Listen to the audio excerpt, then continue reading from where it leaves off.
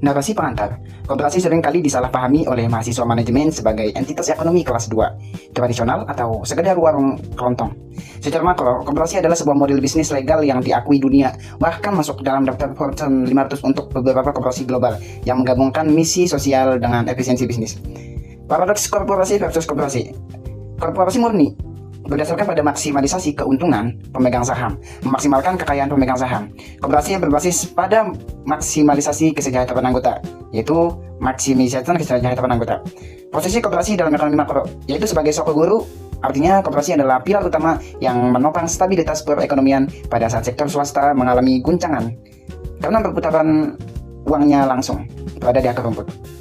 Akar sejarah dan landasan filosofis. Prinsip Rochdale tahun 1844 lahir di Inggris sebagai respon atas revolusi industri yang memicu eksploitasi pekerja oleh pemilik modal. Prinsip dasar mereka yaitu keadilan harga, pembagian keuntungan yang adil, dan juga penolakan terhadap monopoli.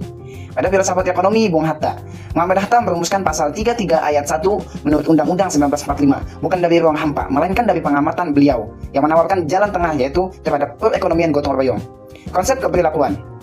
Koperasi berdiri di atas self-help, yaitu menolong diri sendiri, dan mutual help, yaitu kerjasama timbal balik. Individu yang lemah secara ekonomi bersatu membentuk kekuatan kolektif untuk menciptakan posisi tawar, bargaining power di pasar. Definisi klasik versus regulasi modern. Pada Undang-Undang Nomor 25 Tahun 1992, koperasi adalah badan usaha yang beranggotakan orang-orang atau badan hukum koperasi dengan mendasar kegiatannya berdasarkan prinsip koperasi sekaligus sebagai gerakan ekonomi rakyat yang berdasar atas kekeluargaan. Modernisasi regulasi.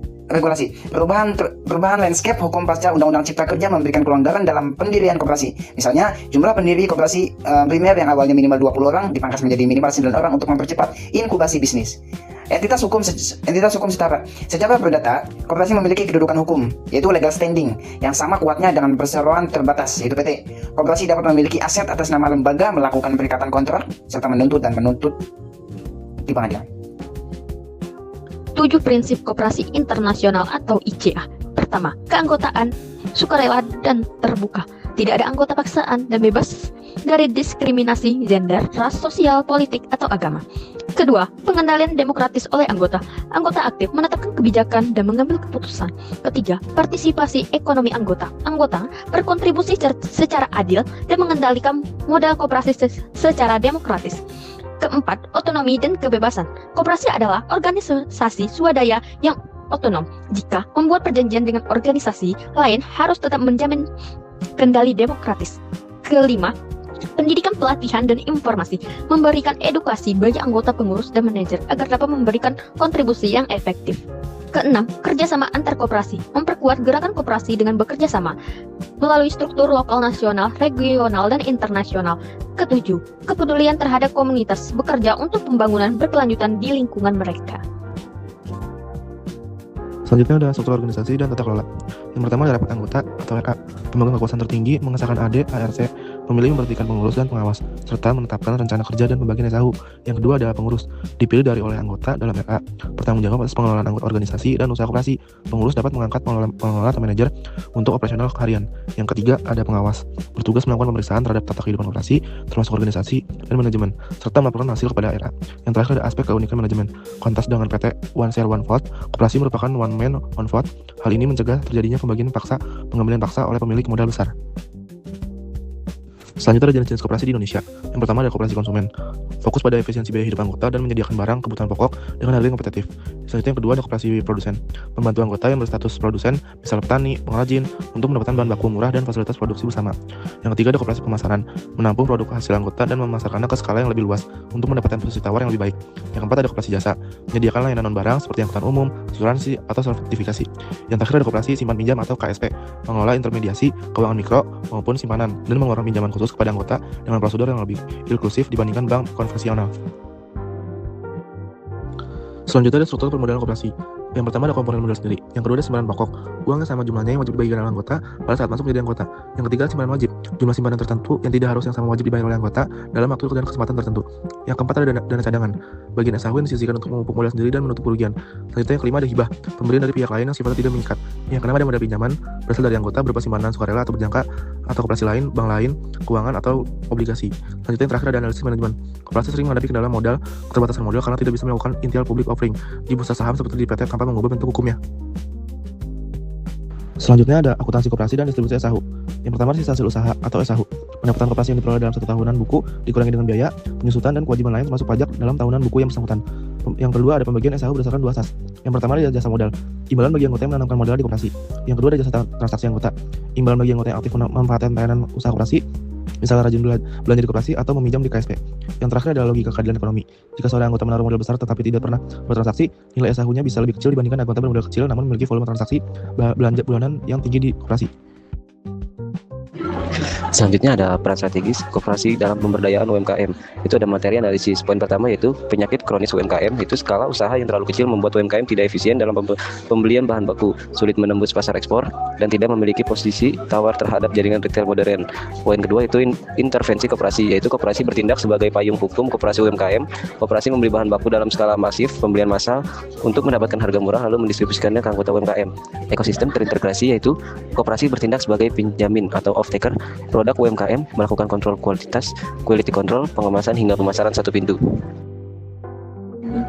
Selanjutnya ada analisis SWOT koperasi di Indonesia. Poin pertama yaitu kekuatan, memiliki basis anggota yang loyal secara sosiologis, struktur pasar yang pasti, serta dilindungi konstitusi negara. Poin kedua yaitu ada kelemahan, manajemen seringkali disisi oleh tokoh senior yang kurang memahami manajemen bisnis modern, lambat dalam regenerasi kepemimpinan, serta sistem akuntansi yang belum standar. Poin ketiga itu ada peluang, pasar digital, kebutuhan pembiayaan mikro yang tinggi, serta program digitalisasi dari pemerintah.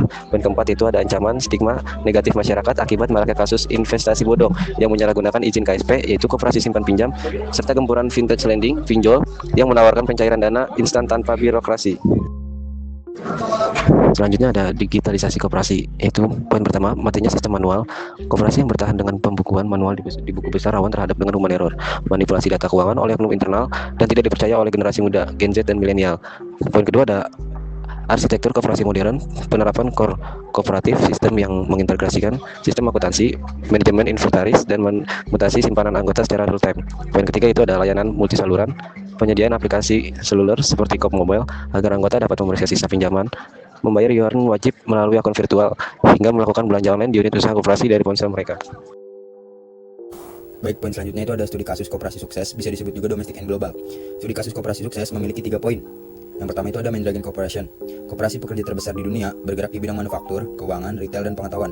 Mereka membuktikan bahwa industri teknologi tinggi dan otomotif dapat dikelola secara demokratis oleh buruh atau pekerjanya sendiri tanpa ada kesenjangan gaji yang ekstrim antara CEO dan buruh pabrik. Poin kedua itu ada Kospin Jasa atau KIKC. Koperasi lokal yang berhasil mengelola perputaran uang triliunan rupiah, melayani sektor informal yang unbankable, dan memiliki tata kelola risiko yang setara dengan perbankan nasional. Poin ketiga itu ada Key Success Factor. Pemisahan tegas antara fungsi pengurus, aspek idealisme dan regulasi, dengan manajemen eksklusif, aspek profesionalisme bisnis, dan target profit. Selanjutnya itu ada tantangan, etika, risiko, dan mitigasi. Poin ini terbagi menjadi 3. Yang pertama itu ada fenomena shadow banking. Kasus beberapa KSP besar yang gagal bayar terjadi karena mereka mengumpulkan dana dari masyarakat umum, bukan anggota, dengan iming-iming bunga tinggi, lalu menyalurkannya ke pengurus proyek properti pribadi. Ini adalah pelanggaran etika dan hukum berat koperasi ilegal. Poin kedua itu ada moral hazard. Ketika anggota pasif dan menyerahkannya kendali penuh kepada pengurus tanpa adanya pengawasan ketat, muncul risiko yang disetujui. Poin ketiga yaitu langkah mitigasi strategi. Kewajiban audit laporan keuangan oleh kantor akuntan publik, bisa disebut juga dengan KAP independen, pembentukan lembaga pinjaman simpanan, disebut juga LPS, khusus koperasi, dan edukasi hak-hak anggota RAT. Kita sudah sampai pada slide terakhir, yaitu kesimpulan dan agenda masa depan koperasi.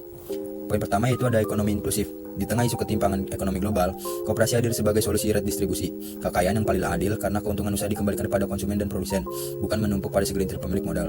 Selanjutnya itu ada panggilan untuk mahasiswa manajemen. Tantangan terbesar saat ini bukan lagi masalah ideologi, melainkan kelangkaan manajer bakat tial. Yang mengelola koperasi, mahasiswa manajemen ditantang untuk membawa ilmu manajemen modern, pemasaran digital, analisis keuangan, manajemen sumber daya manusia ke dalam tubuh koperasi. Yang terakhir itu ada pernyataan penutup. Koperasi bukanlah organisasi masa lalu yang usang, melainkan instrumen masa depan untuk mewujudkan keadilan sosial.